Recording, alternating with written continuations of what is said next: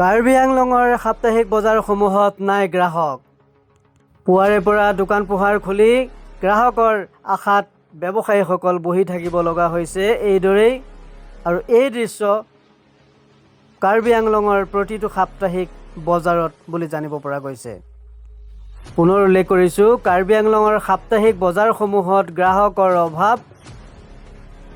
এই দৃশ্য হৈছে কাৰ্বি আংলঙৰ মঙলবৰীয়া সাপ্তাহিক বজাৰৰ, আৰু বজাৰত এজনো গ্ৰাহক নাই এই মুহূৰ্তলৈকে।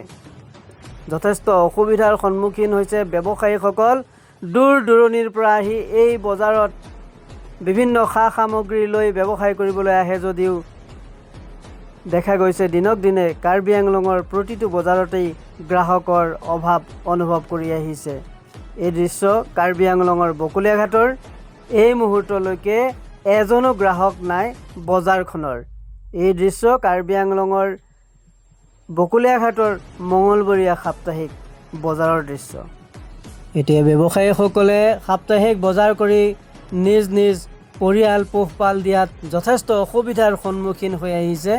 পুনৰ উল্লেখ কৰিছোঁ, কাৰ্বি আংলঙৰ সাপ্তাহিক বজাৰসমূহত নাই গ্ৰাহক। গ্ৰাহকৰ অভাৱত বিবুদ্ধিত পৰিছে ব্যৱসায়ীসকল। একে সময়তে স্থায়ী দোকানসমূহতো নাই গ্ৰাহক।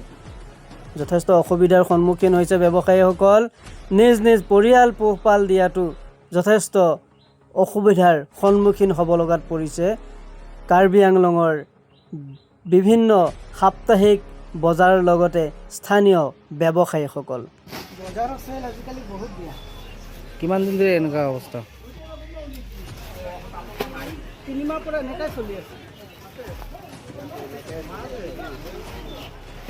গোটেইখিনি বজাৰ এনেকুৱা নে সাপ্তাহিক বজাৰ? সাপ্তাহিক বজাৰ চব এনেকৈ। আজিকালি কাৰ্বি আংলঙৰ বজাৰবিলাক এনেকৈ ডাউন হৈছে, কৈ লাভ নাই।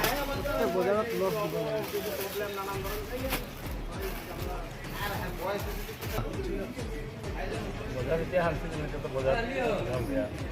কেইমাহমান ধৰি এনেকুৱা অৱস্থা? কেৱল দোকানদাৰে বহি আছে, গ্ৰাহক নাই। এতিয়ালৈকে যাত্ৰা হোৱা নাই।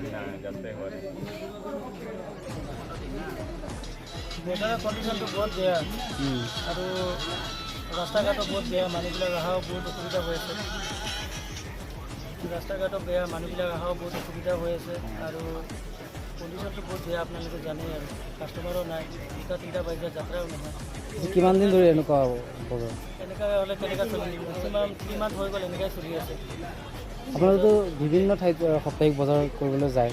চব বজাৰতে আমি কৰোঁ, মাঞ্জাৰ লুনি চব বজাৰ চব তেনেকৈ চিটুৱেশ্যন চব একেই প্ৰব্লেম। এনেকৈ চলি আছে।